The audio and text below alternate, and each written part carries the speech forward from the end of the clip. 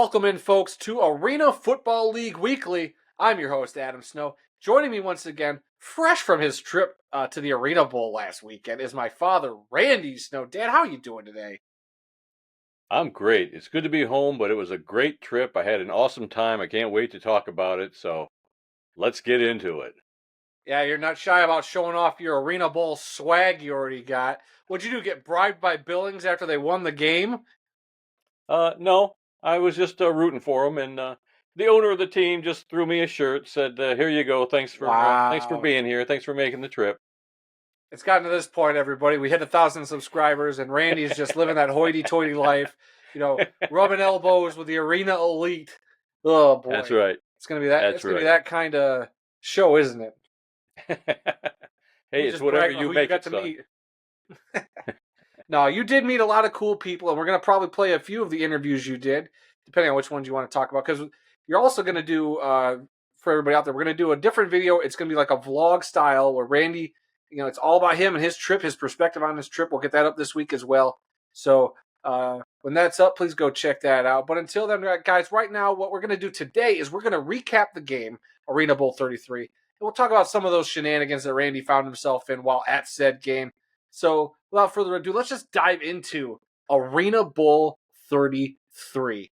The Billings Outlaws defeated the Albany Firebirds 46-41 to become the champions of Arenabowl 33.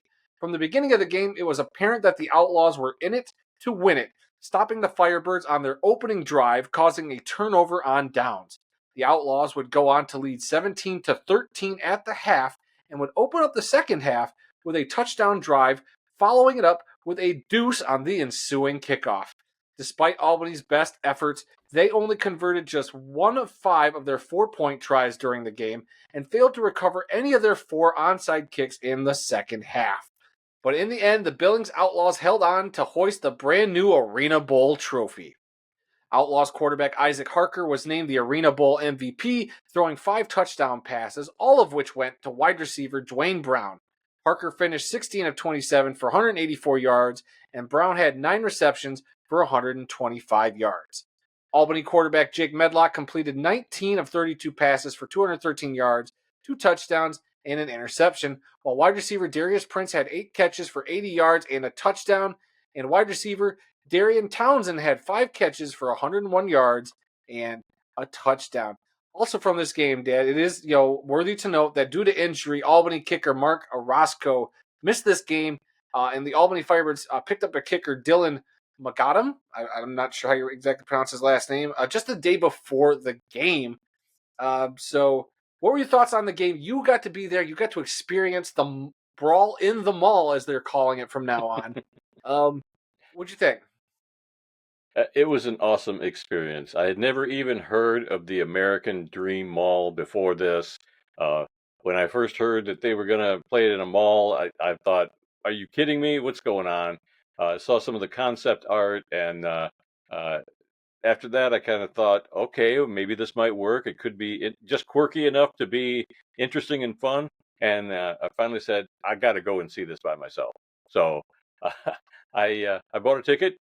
I made a hotel reservation and drove to New Jersey to see the game. It was great. A great time, really. Yeah, so if you astute viewers out there who watched the game, you might have seen a little old Randy, sitting on the sidelines in his bright red jersey. I thought he'd be a little easier to spot, but you plopped yourself right next to 2 other guys, I believe, wearing red jerseys, or another guy wearing a red shirt. So sometimes it was hard to pick you out. But there were a few Yeah. moments where I saw you there, and I was like, I know that guy. And I got sent. Aaron was watching the game too, and he sent me a video of you during one of the plays watching the game. Yeah. So is this the closest you've ever been to an arena game? Like just actually like in a seat like that close? Yeah, it is. Uh, when we had season tickets to the Grand Rapids Rampage, we were up in the upper deck, and it was great. You could see a lot from up there. Oh You could see yeah, the plays develop and everything all up that. there. But this was there were only 3 rows of bleachers along the sidelines, along the sides and the end zones, and I was in the third row of seats. I wanted to be up a little higher for taking pictures and whatever. And I was right on the 6 yard line. If you're watching the game, I was just to the right of the Albany bench on the 6 yard line. So, yeah, you may see me there, but there was one play. at the tail end of the game where the quarterback threw a pass, and I swear he was aiming right for my head because it was coming straight at me, and I didn't even know what to do. And all of a sudden, as I thought it was going to hit my face, a pair of hands came up out of nowhere and grabbed it, and the guy caught the ball. But it was awesome. It was just so much fun. The fans were great. I was sitting with a bunch of Firebird fans. Right in the next set of bleachers was a bunch of Billings fans, and they were kind of going at it back and forth. The trash talk and all that. Nothing too bad. A lot of kids around, so they kept it good. But yeah, it was just a great time. I'm so glad I went, and the American Dream Mall really surprised me at how well this game fit into that ice rink that they had there. It's normally an ice skating rink, and from what I heard, somebody told me, I forget who told me this, that the field actually came from the Nashville Cats. It was their field that Mm. they put down and trucked it in from Tennessee. Um, I don't know that for a fact. I heard that, but the field looked great. The rebound nets looked great. The whole atmosphere was just wonderful. The food courts everywhere. There was a nice Italian bakery off one end zone, and I actually got some pizza after the game and took it home. But it was great. It was just an awesome experience. I can't tell you how fun it was. Oh, I'm sure. It looked like it. I know there was a lot of doom and gloom going into it, playing in a mall, all that negativity that surrounded it. And we had talked last week about the rebound nets, and we were wondering if they were actually, you thought from where you stood at one point, you're like, they look about the right size. But it turns out, our angel that always swoops in to correct us, Mr. Tim Capper from Arena Fan, came in and said, no, they are shorter to accommodate for the curved end zone, the curved and because if you look at it like the way all the levels are, everything's kind of curved right there, so it would make sense. Yeah, you put a you know shorter net in there, and I think it still looked great. It worked fine, even though it wasn't full regulation size. But I was cool with that change if it meant accommodating to that arena a little bit, and it didn't seem like it compromised the the netting at all. I still feel like No, things bounce off the net like they're supposed to, and yeah, so that's what yep, you want. And it was a cool, yeah. interesting, and unique venue. And I was going If to you ask you. if you look at some Oh, go for it. if you look at some of the pictures that I posted of the rebound nets when they were on the ground, I didn't really uh, see this when I took the pictures, but you can see extra pieces that were left over when they put the rebound nets together. So there were some extra Oh, pieces laying off to the side, which I never even caught that when I was taking the pictures. I just saw the nets and said, "Oh yeah, there they are." So yeah, so they were just a little bit narrower to fit into this okay. field. Now, speaking of taking pictures, look, you and I were talking the whole time you were out there. I was so jealous. You were kind of taking video, and then you would send them. We had like a little group chat folder that you're sending stuff to. So I kind of felt like home base, retrieving all the pictures from another planet. And you sent me some stuff, and I was just like, well, Dad's there. I'll just post something on our little X account. Whatever. You took a nice little quick 11-second video panning across uh, the field there before the nets got put up. And little did we know, Randy, that video would blow up. That little 11-second video seemed to have made the rounds on a lot of different chat rooms, message boards, and even made its way all the way to Barstool Sports. They showed our tweet that I put up for you. Well, so you technically have your name or your Twitter handle in a Barstool article. Yeah. And we had people sending that to us, and it was pretty cool to see. And that's just one of those surreal things, that happened this weekend for us. But, you know, other than that, I mean, you got to experience so much there. You got to do the media day. We talked about that in our last video. You did a little bit of that. But you got to do more interviews post game. Were there any interviews you did that you would like us to highlight right now? What do you want to set up? What are some cool people you Well, talked to? oh man, who didn't I talk to? I talked to the commissioner, Jeff Fisher. I talked to Jerry Kurz, one of the people that's been around since day one almost of the Arena Football League. He's a special consultant now. I got to speak to both head coaches of the teams. I got to talk to Cedric Bonner, and I got to speak with Ari Wolf, and another guy. Maybe one of the ones that I was most excited to talk to, even if that wasn't exciting enough. I got to speak to Tony Bowick. Now, if you don't know who Tony Bowick is, I know you know, but I'm just asking other Yeah. people.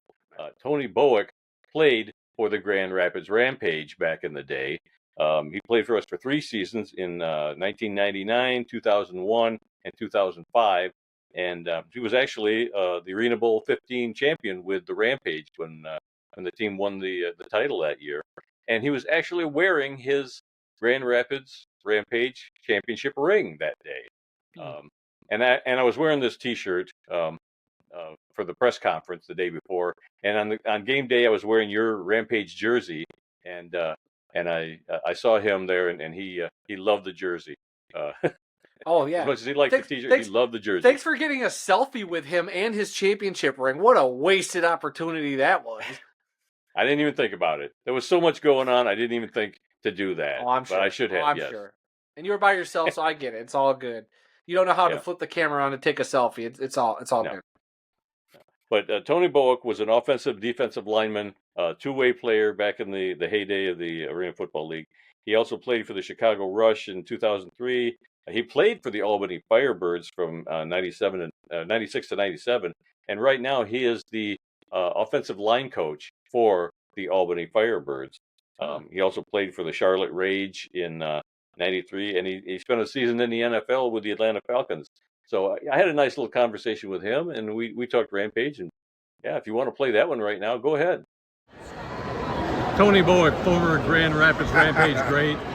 Tony, what is your association with this team this year? I was hired to be the offensive line coach this year. Okay. Yeah, and it was great to get that opportunity because I've been out of the game for a good little while.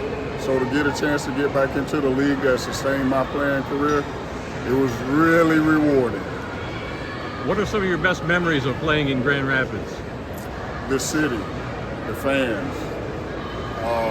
You talking about an expansion team that came there and barely won 5 games our first year to go on to win a Arenabowl championship, and it was all because of the support of the fans. We was glad to be able to put a good product on the field that you guys could be proud of. You were a member of the Arenabowl championship team back then. Yeah. Is this going to be just your second Arenabowl championship if you win this time? Yeah, it'll be my second one, but I'll be on the other side this time. I won't come out all bruised and beat.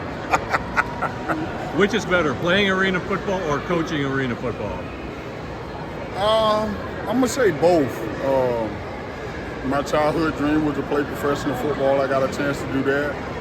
And now to give back to the younger guys, to let them know where this league has come from and the opportunity that they have, and just to pour into them all the knowledge that I learned over my career. So that's just one of the many interviews you did over the week, and I'm sure we'll see a couple more during your vlog. But yeah, I get why you wanted to show this one. It's pretty cool, pretty neat. So very happy that you got to meet somebody from the Rampage at this Arenabowl. So that's pretty sweet. I also got to meet Gary Compton, who's now the Director of Player Personnel. I think is his title. I forget exactly what his title is. Yeah, he's got a nice title. But Gary Compton also played for the Grand Rapids Rampage of the Arena League and other teams. But I got to speak to him too.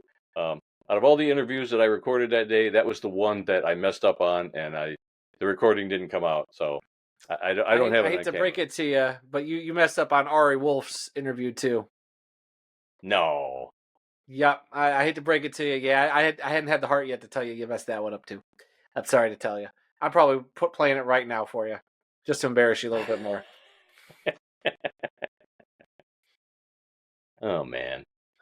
Well, I know it's all good. Yeah, it's bound to happen. It's all good. You were on your own.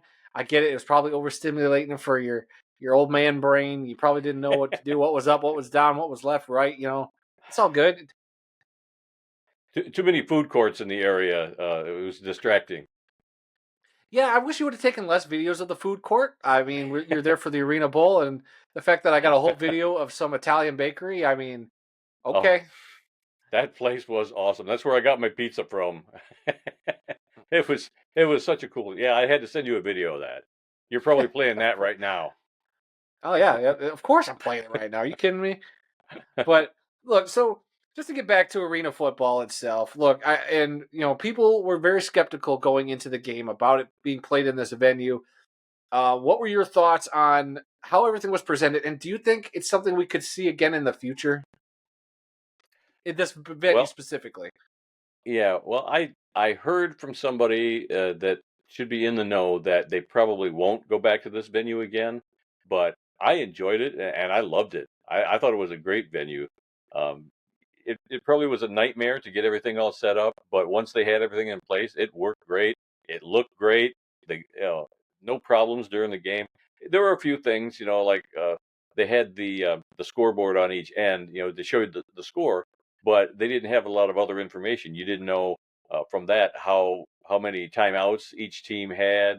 Mm. We could not hear the referee when he was calling out what penalty was. We heard none of that. It was just noisy and echoey.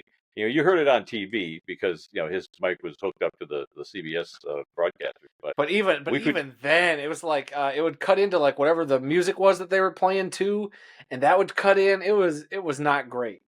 At yeah. least that Yeah, aspect of it. so there were a few little minor things, but for the most part, it was awesome. It was an awesome event. Yeah, the place really surprised me. I don't know what I was expecting, but it was better than everybody expected. And all the naysayers that were saying, "Oh, this is ridiculous to play it here," you should have been there because this was great. It looked great on TV. It looked great in person. I was very impressed with the presentation of the game, and people are going to be talking about this game for a long time. What a wonderful way for the Arena Football League to end a terrible season with a game that people are going to be talking about for years. The game was great. The visuals were great. I couldn't be happier for the league right now. Yeah, forever known as the Brawl in the Mall. I mean, when you get a nickname like that, like that's going to stick in arena football lore for years to come. Look, I would not be opposed to them going back to this venue, especially knowing now how it works and what they could do better next time. Like you said, maybe this isn't something you'd put your championship game at. I would totally be cool with something along the lines of you play an exhibition game there before the season with a couple of brand new franchises, or you do something to just help promote the league. Like, hey, come out to the American Dream Mall. We're gonna play arena football. Maybe don't make it free, but you do something fun where it's a little more fan, not fan friendly, because the arena football is usually fan friendly, but you can do something to showcase the game more. Um, they could probably do so many cool things with it, and I'd like to see them explore some other cool venues along the lines of this. But we'll see what they do. I'm sure the league's got plans for next season. That's a whole other topic for a whole other video. But I'm glad it worked out to the extent that they played the game. And the other big thing is they finished the season. They crowned a champion, and they went through a lot this year, a lot of turmoil, a lot of downs, but there were quite a few ups. And I would say one of the ups was the way they finished the season. It wasn't perfect by any means. There was those rumors we talked about last week about the game not even being played, and now it ended up being, this league eventually proved a lot of naysayers wrong. Perfect by no means. Still not, the creme de la creme of the indoor arena scene. They got a lot of work to do, but I feel like they finally got some people in place that care enough about this game. And with the interim tag removed from Jeff Fisher, with Gary Compton in place, with Jerry Kurz in place, with a lot of that staff that they've been building up in the front office, a lot of the ownership that seems very dedicated to bringing good football to people, like Stephen Titus and the Outlaws, and everybody in Albany. Say what you will about their organization, maybe manipulating some things to their benefit, but they care about football, they care about their players, and that's what's important. They care about their fans too. So I say this league is on the up and up, but they still do have a lot of things to do in order to make to get a little more solid footing. Yeah, but I do feel that they are on the right path, and they're going to turn things around. And I can't wait to see what 2025 brings for the Arena Football League. It's all up from here. Yeah, for sure. And I think that's as good a spot as any to wrap up this week's video, unless you have something else you want to add about your experience.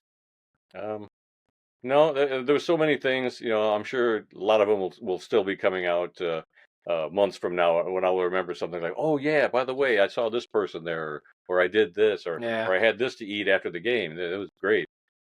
Well, hopefully But you've spared no details in your upcoming vlog that we'll put up, but people be on the lookout for that. Okay. And I'm sure we'll be back. We were talking about doing something for, looking ahead at the 2025 season potentially for the Arena League. So also keep an eye on the channel for that. So yeah, guys, look, thanks for watching. You can find the World of Football on various social media platforms. We also have links to those down in the description below. Please leave us a like, subscribe to the channel, hit the little bell notification if you want to find out when we're going to be posting new videos, because it'll let you know right on your phone, like, oh, hey, they just dropped a new Arena Football video. Let's go check it out. That's what that's there for. We'd appreciate that. And remember, folks, some people may love football more than we do, but nobody, and I mean nobody, loves more football than the two of us here in Kalamazoo, Michigan. Until next time, I'm Adam Snow. And I'm Adam's dad. That's Randy, and we'll see you guys soon.